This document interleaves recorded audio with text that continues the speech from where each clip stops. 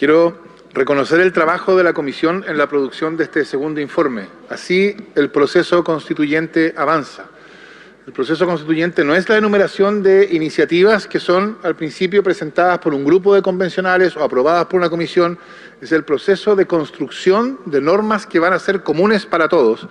Y en ese proceso estamos y el trabajo de la comisión que estamos revisando hoy día da crédito, da muestra de la fertilidad de ese proceso.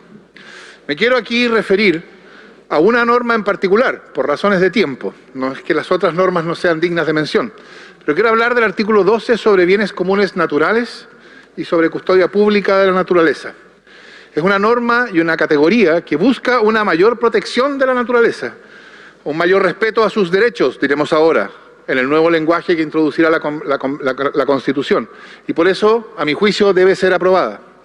Pero en mi opinión tiene aspectos que pueden ser mejorados y por eso conviene que vuelva, en particular, a la Comisión. La propuesta crea una nueva categoría de bienes, bienes comunes naturales, aunque no dice cuáles son, solo dice que son elementos de la naturaleza y que son inapropiables.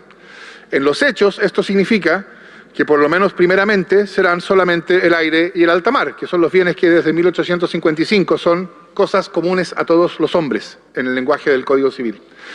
El resto de los elementos naturales son privados, como un bosque, o no tienen asignación de titularidad, como los genes o los glaciares, o son bienes de la nación o del pueblo, como el agua, o estatales, como los parques nacionales. Esta categoría, la categoría de bienes comunes naturales, tendría una escasa extensión. Y esto tiene una consecuencia, porque el artículo propuesto vincula el rol de custodio del Estado a esta nueva categoría de bienes. Entonces, ese rol pareciera no ser aplicable a la protección de los bienes naturales de dominio público y a los que actualmente se encuentran en el dominio privado.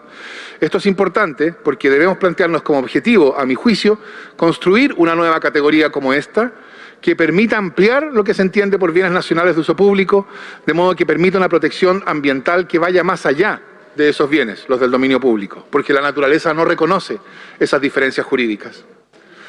Quizás sea aquí conveniente hacer una breve reflexión sobre el dominio público. El hecho de que sea llamado dominio público, tal como el dominio privado, lleva a pensar a veces que se trata de una forma de propiedad.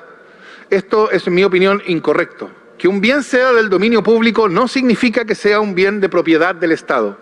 Significa que es un bien respecto del cual nadie ocupa la posición del dueño.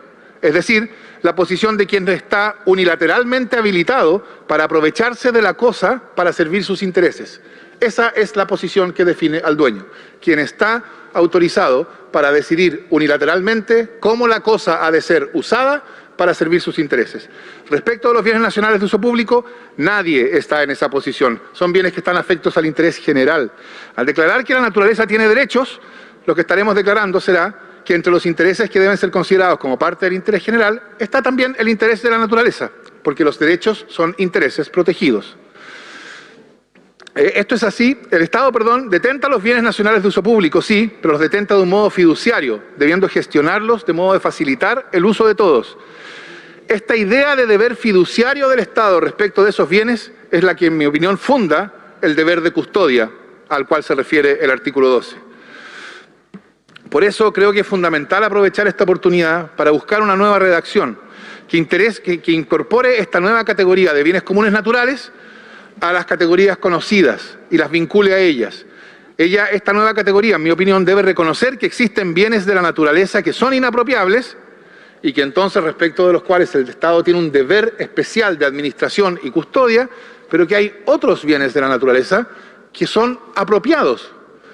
Y que probablemente seguirán siendo apropiables. Estoy pensando, por ejemplo, en los bosques que existen en predios privados. El deber de custodia de la naturaleza del Estado no puede estar restringido solamente a los bienes que son inapropiables, porque eso no cubre todos los bienes naturales relevantes. Es necesario consagrar una custodia pública de toda la naturaleza.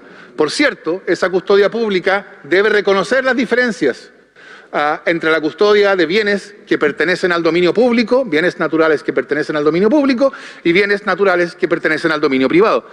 Esa diferencia no puede ser ignorada, pero el hecho de que exista esa diferencia no debe ser una razón para decir no hay un deber de custodia que se manifestará en una intensificada regulación protectora respecto de los bienes naturales que existen en el dominio privado.